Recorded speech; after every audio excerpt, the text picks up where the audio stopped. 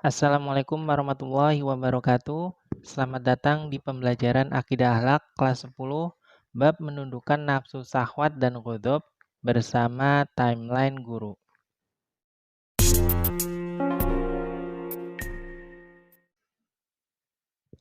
Untuk hari ini kita akan belajar mengenai salah satu kompetensi dasar, yakni menganalisis hakikat dan sifat dasar nafsu syahwat dan ghadab, serta cara mendudukannya melalui mujahadah dan riyadhah.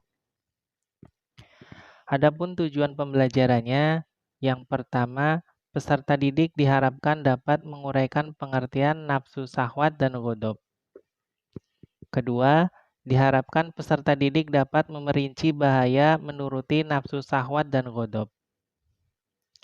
Ketiga, diharapkan peserta didik dapat menundukkan nafsu syahwat dan ghadab melalui mujahadah dan riyadhah. Keempat, diharapkan peserta didik dapat menguraikan hikmah menundukkan nafsu syahwat dan ghadab.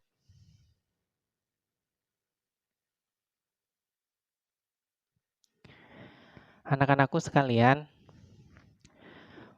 pada hakikatnya semua manusia memiliki nafsu, karena manusia tidak dapat hidup jika tidak ada nafsu. Allah menciptakan manusia disertai dengan hawa nafsu. Andai kata nafsu makan dicabut misalnya, pasti binasalah manusia. Jika nafsu terhadap lain jenis dihilangkan, mereka tidak punya keturunan dan akhirnya binasa. Nafsu merupakan keinginan seseorang atau dorongan hati yang kuat untuk memenuhi kebutuhan hidupnya.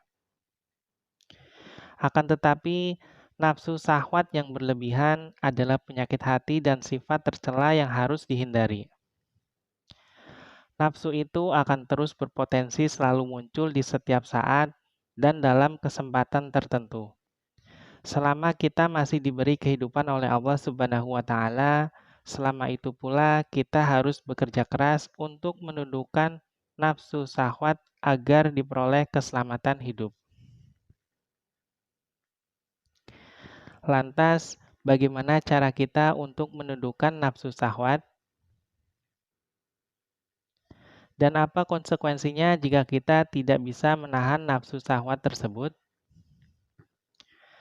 Nah, untuk dapat menjawab pertanyaan-pertanyaan tersebut, mari kita amati dan perhatikan penjelasan berikut. Secara istilah, nafsu syahwat adalah kecondongan jiwa terhadap sesuatu yang disukainya sehingga keluar dari batas syariat. Akan tetapi, sebenarnya keberadaan syahwat pada manusia itu tidak tercela, karena terdapat faedah dan manfaat di dalamnya. Celaan itu tertuju jika manusia melewati batas dalam memenuhi syahwat. Misalnya, menuruti nafsu syahwat dengan melakukan kemaksiatan, mulai dari menonton film porno, berpacaran, dan akhirnya sampai pada perzinaan. Nah, dorongan nafsu syahwat mengarah kepada 3 hal besar, yaitu yang pertama, syahwat dan kesenangan terhadap harta benda, sehingga melahirkan kerakusan, perampokan, pencurian, manipulasi, korupsi, bahkan kekerasan fisik seperti pembunuhan dan penganiayaan. Kedua, syahwat dari kesenangan terhadap seks, sehingga melahirkan kejahatan dan kekejian berupa perzinaan, pemerkosaan, dan penyimpangan seksualitas lainnya. Bahkan, hanya karena seks terjadi pembunuhan dan penganiayaan fisik. Ketiga, syahwat dan kesenangan terhadap jabatan dan kedudukan, sehingga melahirkan para pejabat dan pemimpin yang zalim, otoriter, bahkan diktator. Akhirnya menindas siapa saja yang akan menghalang-halanginya. Nah, anakku sekalian, nafsu syahwat ini dapat mengakibatkan dampak negatif yang besar. Di antaranya, merusak potensi diri seseorang, mendatangkan kesusahan dan kesempitan, mengakibatkan rusaknya lingkungan, dan melahirkan kerakusan dan korupsi. Selain menundukkan nafsu syahwat, kita juga harus dapat menundukkan rasa marah atau biasa disebut dengan ghadab. Lantas, apa itu marah atau ghadab? Marah atau ghadab adalah merasa tidak senang dan panas hati karena suatu peristiwa atau sebab-sebab tertentu. Hal semacam ini sering kita jumpai dalam kehidupan sehari-hari. Marah itu bisa muncul dalam berbagai situasi, mulai dari situasi diberlakukan tidak adil sampai mengalami keinginan yang tidak sesuai kenyataan. Adapun mereka biasanya mengungkapkan kemarahan secara langsung melalui ucapan atau fisik yang meledak-ledak.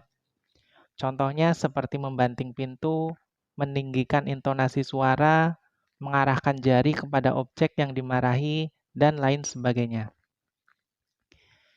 Reaksi yang berlebihan akan membuat orang lain takut atau malah melawan, dan kita akan cenderung gagal mengatasi masalah secara efektif.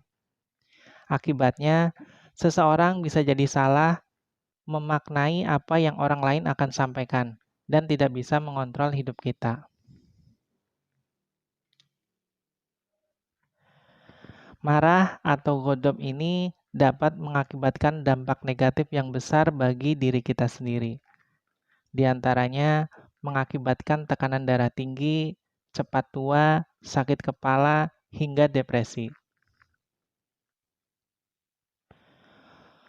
Ghadab juga dapat mengakibatkan dampak negatif yang besar bagi orang lain dan lingkungan.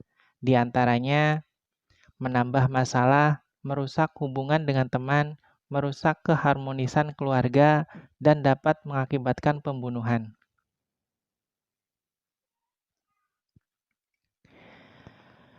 Nah, anakku sekalian, nafsu syahwat dan marah atau ghadab adalah penyakit hati dan sifat tercela yang harus dihindari. Kita harus dapat menundukkan keduanya agar hidup kita tenang dan berkah. Lantas, bagaimana cara menundukkan nafsu syahwat dan ghadab tersebut?